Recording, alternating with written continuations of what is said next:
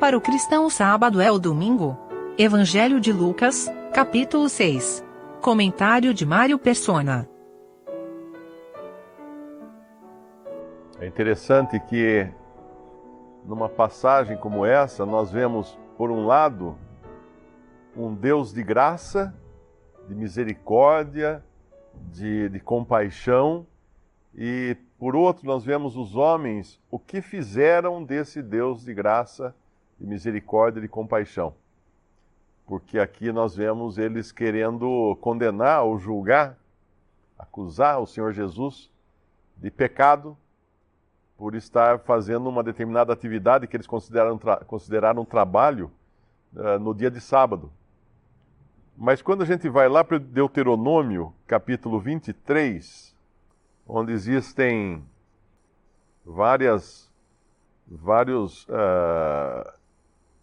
mandamentos ou ordenanças de como eles deviam agir, segundo a lei, nós vemos que muitas delas são bastante no sentido de graça e de misericórdia. Por exemplo, o versículo 15: não entregarás a seu senhor o servo que, tendo fugido dele, se acolher a ti. Contigo ficará no meio de ti, no lugar que escolher, alguma das tuas portas, onde lhe agradar, não oprimirás. Mais à frente ele vai falar no versículo 19: a teu irmão não emprestarás com juros, nem dinheiro, nem comida, nem qualquer coisa que se empreste com juros. Ao estranho emprestarás com juros, porém a teu irmão não emprestarás com juros. Fazendo distinção entre aquele que era o povo de Deus e os gentios. Aí no versículo 24, quando entrares na vinha do teu próximo, comerás uvas conforme o teu desejo até te fartares, porém não as porás no teu cesto. Quando entrares na seara do teu próximo, com a tua mão arrancarás as espigas, porém não porás a foice na seara do teu próximo. Isso aqui era uma provisão que Deus dava em graça, em misericórdia, numa época quando não havia posto de gasolina para você parar para comer um lanche durante uma viagem. As pessoas, obviamente, deviam levar alguma comida, né, para comer numa viagem, mas, eventualmente, eles teriam que comer alguma coisa e se não tivesse levado ou tivesse acabado, eles tinham permissão dada por Deus de comer aquilo que eles colhessem da seara ou dos campos, das plantações de outras pessoas. E isso não era considerado roubo. Seria mais ou menos como hoje a gente entrar no pomar à beira da estrada para pegar laranja, mas isso é roubo, né? Acho que da nossa legislação isso é roubo. Ou pegar cana para chupar da beira da estrada, porque aquilo ali tem uma propriedade privada e aquilo ali tem um dono, aquele produto. Mas aqui Deus preservava eles com isso. Eles podiam comer a uva, o tanto de uva que eles quisessem, mas menos levar, colocar no cesto. Não podia pegar para viagem essa uva, tinha que comer na hora. E depois na seara também arrancar as espigas e comer as espigas. Comer espiga, que fala que não é milho, é cevada ou centeio ou trigo, porque é possível você comer o trigo ainda não maduro ou mesmo maduro, você esfrega com as mãos, ele solta a palha, fica o grãozinho, você come o grão. É uma granola não torrada, né? Porque é um grão de trigo, como qualquer grão de trigo que hoje a gente compra para comer. Então não era trabalho. Eles estavam simplesmente se alimentando. Seria o mesmo trabalho, por exemplo, de um judeu no dia de sábado descascar uma banana para comer uma banana. Eu acho que não tinha banana aqui nessa época, mas seria mais ou menos esse trabalho. Então eles não estavam trabalhando, eles estavam... Deus dando a eles, já tinha dado a eles essa provisão e de graça, de misericórdia, mas eles enxergavam isso como um trabalho. E era muito claro na lei que eles não podiam pôr a foice na seara, na seara do próximo. Pôr a foice era trabalho. Eles não podiam encher o cesto, carregar um cesto de uvas. Carregar um cesto seria um trabalho. Mas simplesmente se alimentar, não.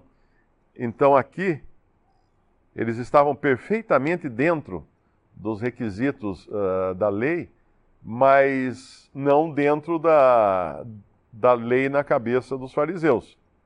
Que eles falam, e alguns dos fariseus lhes disseram no nosso versículo 2, do capítulo 6 de Lucas, por que fazeis o que não é lícito fazer nos sábados?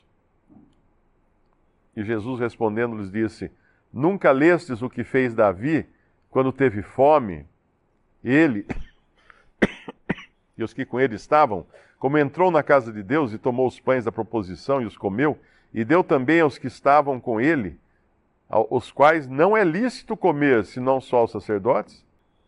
Davi fez um ato de misericórdia. Seus homens estavam cansados, esgotados, e ele fez um ato, porque, como ele fala aqui, o Filho do Homem é Senhor até do sábado. E tem uma passagem que fala que o homem não foi feito, eu acho que tem uma passagem que fala que o homem não foi feito por causa do sábado, mas o sábado por causa do homem, né? Então o sábado era um descanso para o homem. Mas como é fácil a religião, quando ela transforma aquilo que Deus dá em misericórdia e graça, em algo para opressão do ser humano. Muitas religiões cristãs transformaram o sábado no domingo. E às vezes as pessoas perguntam, mas onde na Bíblia diz que o sábado agora é domingo, né? Não, o sábado sempre foi sábado, sempre vai ser sábado. A questão é que nós não somos judeus, não somos israelitas, não estamos debaixo dessas ordenanças da lei, mas o domingo não é o sábado. Não houve uma troca de dias. Se você perguntar para algum religioso cristão, ele talvez explique que agora o domingo é o sábado de descanso do cristão. Não, Deus não deu nenhuma ordenança nesse sentido. Hoje, para o cristão, as duas únicas ordenanças que nós temos são o batismo, que é celebrado uma vez na vida, e a ceia do Senhor, que é celebrada a cada primeiro dia da semana. Mas muitos cristãos levam o domingo como se fosse um sábado. Isso é um erro, porque seria simplesmente colocar a lei de novo para o cristão cumprir uma lei. Alguns cristãos não trabalham veementemente, de maneira nenhuma, no domingo, se recusam a trabalhar no domingo, mas não tem nada. É claro que se a gente puder não trabalhar no domingo, como o irmão explicou, para poder se dedicar mais às coisas do Senhor, melhor ainda. Graças a Deus que, por causa desse equívoco, vamos chamar assim, nos países cristãos, ditos cristãos, né, transformaram o domingo num dia de descanso. Mas no Oriente, no Japão, na China, nos países árabes, em muitos lugares do mundo, o domingo não tem sentido algum. É um dia qualquer, um dia de trabalho normal. E os cristãos nem por isso deixam de celebrar a ceia do Senhor, deixam de usar esse dia como sendo o dia do Senhor. É interessante a ironia aqui do episódio seguinte, né? Depois desse das espigas. No versículo 5, o Senhor fala, o Filho do Homem é Senhor até do sábado. E aí no versículo 6, aconteceu também no outro sábado, que entrou na sinagoga e estava ensinando. E havia ali um homem que tinha a mão direita mirrada. Eu digo ironia porque a mão é aquilo que nós usamos para fazer as coisas, para fazer as obras. E aqueles mesmos judeus que prezavam tanto a lei, prezavam tanto fazer as coisas para Deus, segundo a lei, eles estavam nesse estado do homem de mão mirrada. Eles estavam incapacitados de cumprir a lei. Um homem com a mão mirrada é um homem com a mão inutilizada, né? Uma mão que não serve para fazer nenhum trabalho. E esse homem não está na rua, como alguns que o Senhor Jesus curou. Ele está na sinagoga deles. Ele está no lugar onde eles estudavam. Sinagoga não era o templo, hein? O templo só havia um templo, em Jerusalém, e sinagoga havia em todas as cidades, na maioria das cidades havia uma sinagoga, que era uma escola de judaísmo. Era uma sala, um local, uma construção, onde eles se reuniam para ler as Escrituras. ler e discutir, né, e debater as Escrituras. Não era não era um lugar de adoração. Eles não iam à sinagoga adorar a Deus, porque havia só um lugar de adoração que Deus havia colocado o seu nome, que era em Jerusalém, no templo em Jerusalém. Mas esse homem com a mão mirrada, isso demonstrava o estado deles, de incapacitados, de deficientes para poderem cumprir os propósitos de Deus. Eles não eram capazes.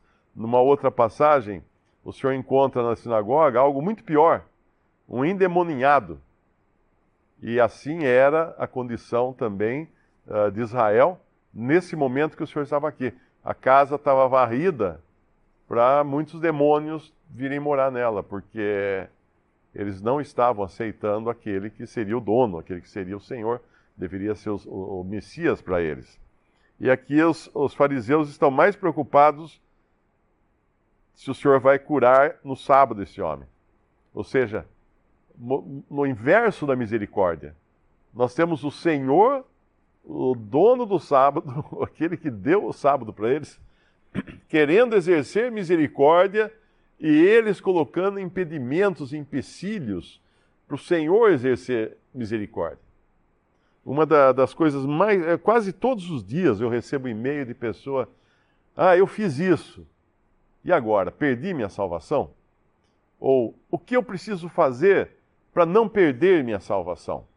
É que essas pessoas vêm de religiões cristãs, né, ditas cristãs, onde sempre existe aquela incógnita. Existe uma lista de coisas do pode e o que não pode, e se você agir de uma maneira que não pode, você então perde a salvação. Ou se você abandonar aquela denominação, você perde a salvação. Uma vez um irmão de uma determinada denominação falou que o pastor pregava que ele perguntava para a sua congregação: quando eu prego através do Espírito? Daí todos falavam: através do Espírito Santo. Então, se vocês saírem daqui, vocês estão virando as costas para o Espírito Santo e não há perdão para vocês. Você imagina o que faz isso na cabeça de uma pessoa simples, né? Uma pessoa que não tem entendimento das Escrituras, fica escravizada a um homem, achando que ali é a garantia da sua salvação, e não o sangue que foi derramado na cruz do Calvário. E assim estavam esses judeus agora aqui também, com todas as suas regras, os seus próprios mandamentos, aqueles que os transformavam em sepulcros caiados, porque eles mantinham por fora uma bela aparência de justiça própria, mas por dentro estavam cheios de ossos. Mas o Senhor, em outros momentos, chamava também de sepulturas na grama. O sepulcro caiado é aquele que todo mundo vê: olha que bonito que está o sepulcro, está bem caiado, bem branquinho, bem bonito, bem brilhante no sol. Mas a sepultura na grama é aquela que ninguém via, que todos pisavam por cima dela. Então eles tinham esses dois aspectos. Eles tinham o aspecto de querer mostrar a sua justiça própria, caiando então o seu exterior, e também de esconder quem eles realmente eram, camuflando os seus pecados, para que ninguém percebesse o que tinha por baixo ali daquela grama, né? daquela relva. Então eles observam o Senhor no versículo 7, se ele curaria para terem no que... Mas ele conhecia, o versículo 8, mas ele bem conhecia os seus pensamentos. Você imagina uma pessoa capaz de ler os pensamentos de todos os que estão aqui. Imagina se tivesse alguém aqui que olhasse para qualquer um e falasse: eu sei o que você está pensando. E pudesse até repetir com palavras aquilo que nós pensamos, os nossos próprios pensamentos. Esse era o Senhor andando aqui no mundo. Ele, na sua humanidade, ele não deixou de ter atributos divinos, como onisciência, onipotência, onipresença. Tem um momento que ele conversa com Nicodemos, ele fala: ninguém subiu ao céu, senão o Filho do Homem, que desceu do céu e está no céu. Mas alguém poderia perguntar: mas ele não está falando com Nicodemos? Está. Está. Ele não está na terra? Está na terra também. E esse é o Senhor Jesus, que quando ele multiplicava os pães para alimentar uma multidão de 5.000, né, me parece, fora acho que mulheres e crianças, se não me engano, Ele sabia o que todos estavam pensando. Ele sabia qual a opinião que cada um teve daquele pão que comeu. Assim era o Senhor Jesus aqui na terra. Na sua humanidade, tomou a forma de servo, mas ainda assim ele era capaz de passar entre os homens que queriam prendê-lo e ninguém pôr a mão nele.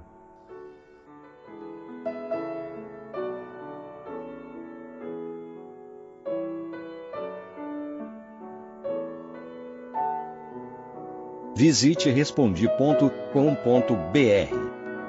Visite também 3minutos.net.